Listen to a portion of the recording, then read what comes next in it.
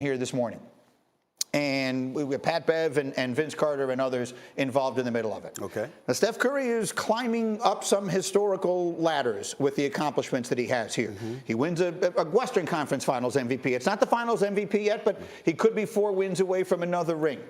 This has forever been considered the LeBron James era of pro basketball. Is Steph Curry starting to make one wonder if that's going to remain that way? No, I think it's you can't take away from the era that has belonged to LeBron James. I mean, the guy went to 10 NBA Finals. He's won 4 championships. There's nothing that can take away from him. But you have to look at Steph Curry and categorize him appropriately. This is the greatest shooter we've ever seen. And so, LeBron James has his level of greatness. So does Steph Curry. Now, Steph Curry's a 6'3" guard. LeBron James 6'9", 260 for crying out loud. He's a mammoth of a man, and we know what he brings to the table. And considering the fact that he's 37 years of age and just finished averaging 30, that's just another element that cements his level of greatness. We know who he is. But Steph Curry will have 4 championships if he were to win these NBA Finals. That would be as many as LeBron James. He also would have beaten LeBron James 3 of those 4 NBA championships. And so when you take that into consideration, there is no getting around the fact that you have to talk about Steph Curry in an elevated level, but it doesn't have to be at the expense of the greatness of LeBron James, who belongs on the Mount Rushmore. When we think Mount Rushmore, we think guys like Jordan, Kareem, probably Bill Russell, Irvin Magic Johnson, or a LeBron James. You don't talk about Steph Curry on the Mount Rushmore of basketball. And we will not. I mean, he could win a championship, win a Finals MVP. That will not change that. No, that's not going to change. How do you feel about it, Pat Bev?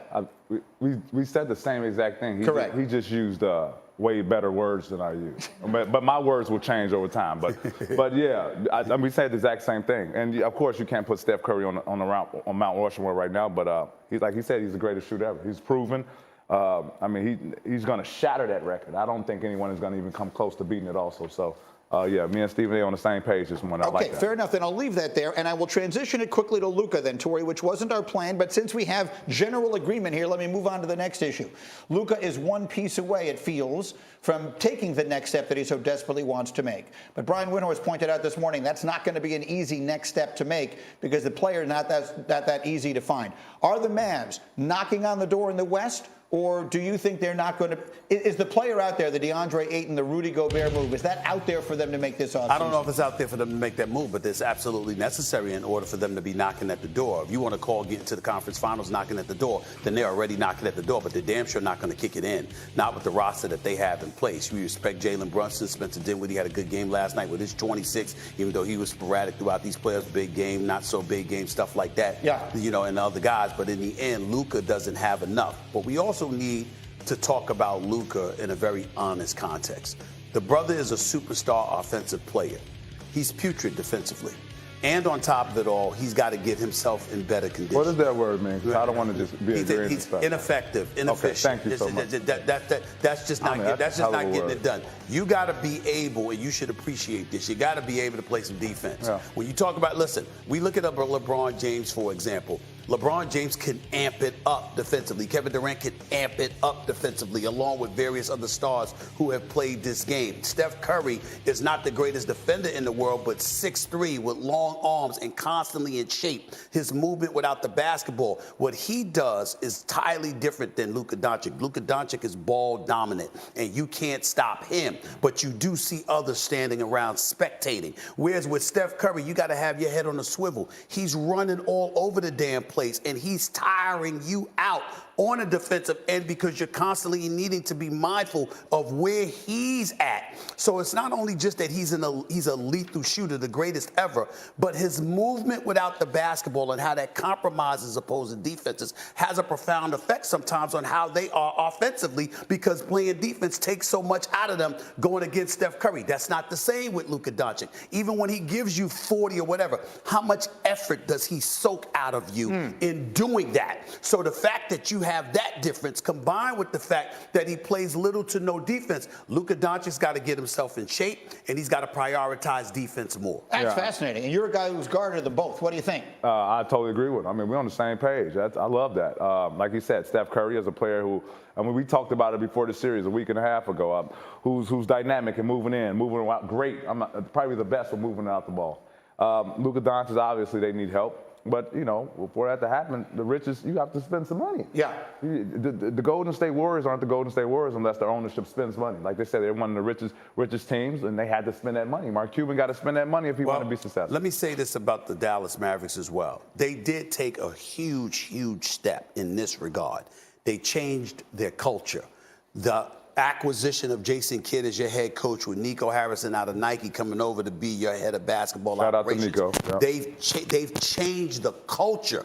Before they needed everything. Yeah. Right. Now they just need Luka to get in better shape and to play on both ends, and they need a partner in crime with him. Yeah. That's what they need. But their culture has been established with Jason Kidd and Nico Harrison. Yeah. Okay, I want to get to tonight quickly. And again, Stephen A., you told me when we were in Miami the other night that if the Heat didn't win Game 5 at home, you thought it would end tonight in Boston in Game 6. Tonight. Listen, I had to cancel my reservations in Miami for Sunday. Yeah. I was looking forward to being there, obviously. I just went to the front desk and let them know I won't be back. And they were like, what? It's a sad moment. I said, I'm not coming back. I said, I'm not coming back, not in the immediate future. The Miami Heat season ends tonight, but it's not therefore they're depleted, they're injured, they don't have the bodies, they just don't. So we'll see what happens tonight. Right. We'll have the game for you again tonight. We'll have countdown before it starts. But let's not, at the risk of moving past that, I made a statement to this man earlier today, and he told me I needed to be drug tested. Okay. I said, not only do I believe the Celtics will win tonight, but I believe they're going to beat the Warriors and win the NBA championship. And this man jumped down my throat. Pat Bev, tell him why. I just think that time out, when you see greatness so much, you kind of get tired of it. You don't appreciate it as much. You see teams beating up on people for the last decade.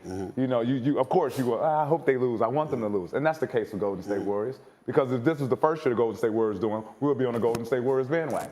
But that's not the case right now. And everyone's looking for that next team to beat them, to dethrone them. And I don't see that coming. Well, let me say this. I've had the Warriors all year, as yes, you know. You have from our first show. Everybody knows that. Everybody knows that. What I would tell you is it doesn't mean that I'm not nervous. The Boston Celtics are real. And let me say this to you, Pat. This is not a team with Jason Tatum and Jaylen Brown, who are stars in this league. This is not a team that's devoid of playoff competition. This is like, their fourth trip to the conference finals. They've been knocking at the door for quite a while. But the acquisition of Coach Ime Udoka and how he has them playing defense and what they bring to the table in that regard is something to behold. You have to also remember, Kevon Looney had a big-time playoff series against Dallas. All season. He played sensational basketball. Oh, he'll need to do that against Boston. And by the way, are you sure he can? Robert Williams, you got to remember, Boston wins tonight. They ain't got to play until Thursday. That means in all likelihood, Robert Williams will be healthy enough to play. Al Horford's already healthy enough to play. Marcus Smart will be healthy enough to play as well. So we got a defensive player of the year in your backcourt. We've got a guy in Robert Williams who is a rim protector front court. Yep. And you've got not one, but two stars who can drop 30 or 40 to you on any given night. I'm saying if Boston didn't play defense the way that they do, I'm with you. But they do.